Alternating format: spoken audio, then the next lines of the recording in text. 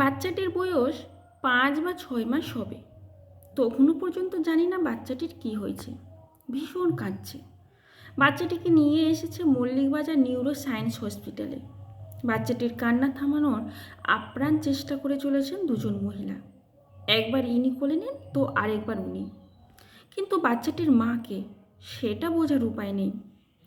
দুজনেরই বয়স ওই 25-26-এর কাছাকাছি। দুজনকে দেখে মনে হলো যেন দুই বোন।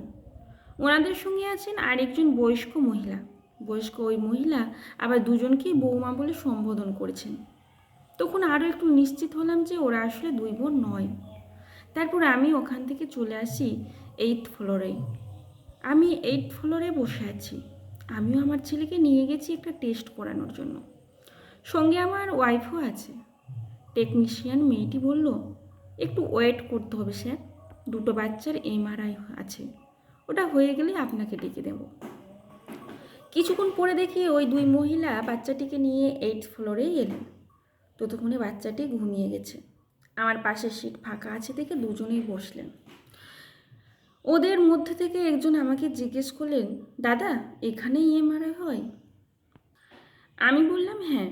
তারপর আমি জিজ্ঞেস করে বসলাম, কার এমআরআই হবে, বাচ্চার নাকি? বাচ্চা কোলে নিয়ে যে মহিলা ছিলেন উনি বললেন হ্যাঁ, বাচ্চারই হবে। কি হয়েছে ওর? নির্দিষ্ট কোনো দিকে ঠিক করে দৃষ্টি ফেলছে না। প্রায় 6 মাস বয়স হতে চলল। আসলে ওর প্রিমিচিওর বেবি। জন্মের সময় কাঁদেও নি।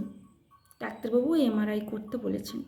ওইটুকুই একটা ফুটফুটে বাচ্চা, এখন থেকে কত সমস্যা। শুনে খারাপ লাগলো। দুই মহিলার মধ্যে বাচ্চাটির মাকে সেটা তখন বুঝে গেলাম। আমার জানার কৌতূহল যতটুকু ছিল ততটুকু জানা হয়ে গেছে। যাই হোক, আমি আমার মতো বসে আছি। এদিকে আমার ছেলেটাও স্থির হয়ে বসছে না, ছটফট করেই যাচ্ছে। আমাদের পাশে বসা দুজন মহিলা তখন নিজেদের মতো করে কথা বলে যাচ্ছে।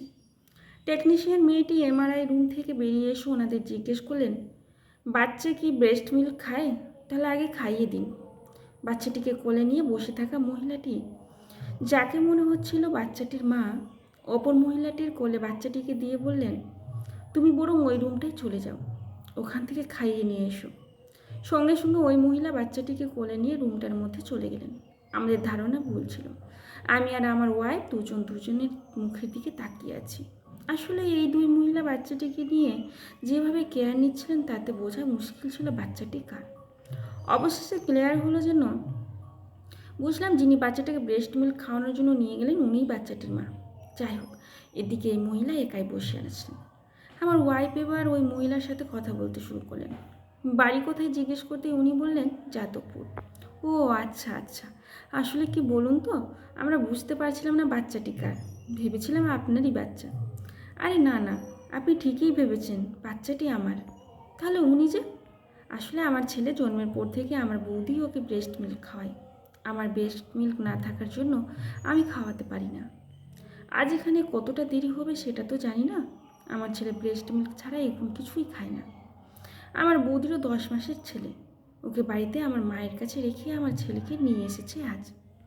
ও, তাহলে আর একজন যে বয়স্ক ভদ্রমহিলা আপনাদের সাথে এসেছেন দেখলাম তো, উনি তাহলে কে? উনি আমার শাশুড়ি মা। আমার বাপের বাড়ি আর শ্বশুর বাড়ির কাছাকাছি।